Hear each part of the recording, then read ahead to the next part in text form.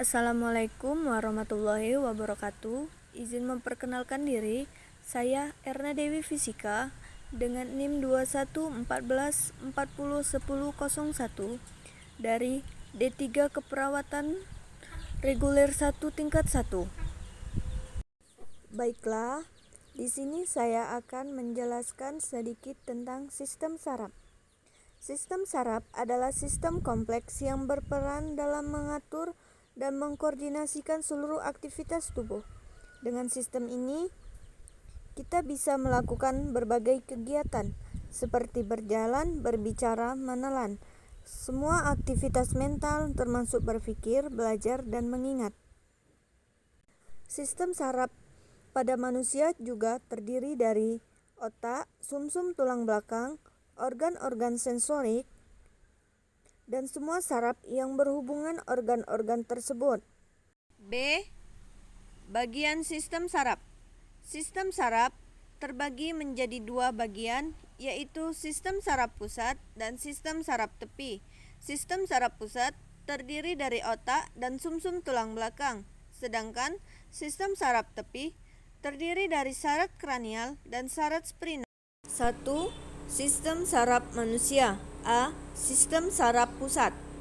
Otak adalah mesin pengendali utama dari segala fungsi tubuh. Organ ini merupakan bagian dalam sistem saraf pusat manusia. Jika saraf pusat merupakan pusat kontrol tubuh, maka otak adalah markas besarnya.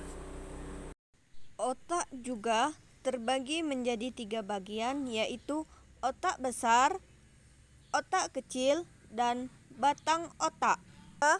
Sumsum tulang belakang. Sumsum tulang belakang juga merupakan bagian dari susunan saraf pusat. Sumsum tulang belakang langsung terhubung ke otak melalui batang otak dan kemudian mengalir sepanjang ruas tulang belakang. Saraf tulang belakang berperan dalam aktivitas sehari-hari dengan mengirimkan sinyal dari otak ke bagian tubuh lainnya dan memerintahkan otak untuk bergerak. 3. Sel saraf atau neuron. Sistem saraf adalah sel saraf itu sendiri atau yang disebut dengan neuron. Berfungsi sel saraf atau neuron adalah menghantarkan impuls. Berdasarkan fungsinya, neuron terbagi menjadi 3 jenis, yaitu neuron sensorik saraf pusat, neuron motorik, serta interneuron motorik di saraf pusat. Setiap neuron terdiri dari 3 bagian atau struktur dasar. Neuron tersebut yaitu C. Fungsi sistem saraf. Fungsi sistem saraf adalah 1.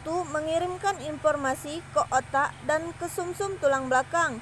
Kedua, memproses informasi di otak dan sumsum tulang belakang. Fungsi interaksi. Masing-masing struktur sistem saraf, yaitu saraf pusat dan saraf tepi, menjalankan fungsi yang berbeda. 1. Sistem saraf pusat. Sistem saraf pusat yang terdiri dari otak dan sumsum tulang belakang memiliki fungsi untuk menerima informasi atau rangsangan dari semua bagian tubuh. 2. Sistem saraf tepi. Secara garis besar, fungsi saraf tepi adalah menghubungkan respon sistem saraf pusat ke organ tubuh dan bagian lainnya di tubuh Anda. Saraf ini meluas dari saraf pusat ke area terluar tubuh sebagai jalur penerima dan pengirim rangsangan. Berikut adalah penjelasan mengenai fungsi dan bagian-bagian sistem saraf tepi. Sistem saraf somatik. Sistem saraf somatik bekerja dengan mengontrol semua hal yang Anda sadari dan secara sadar mempengaruhi respon tubuh. Fungsi saraf ini menyampaikan informasi sensorik. Ada 2 bagian dari saraf ini. Sistem simpatik. Sistem ini mengatur respon perlawanan dari dalam tubuh ketika ada ancaman dari diri Anda. Sistem ini mempersiapkan tubuh untuk mengeluarkan energi. Sistem parasimpatik. Sistem ini gunanya menjaga fungsi tubuh normal setelah ada sesuatu yang mengancam diri Anda. Baiklah, sekian penjelasan dari saya. Jika ada salah, saya mohon maaf. Kepada Allah saya mohon ampun. Saya akhiri. Wabillahi taufiq walhidayah.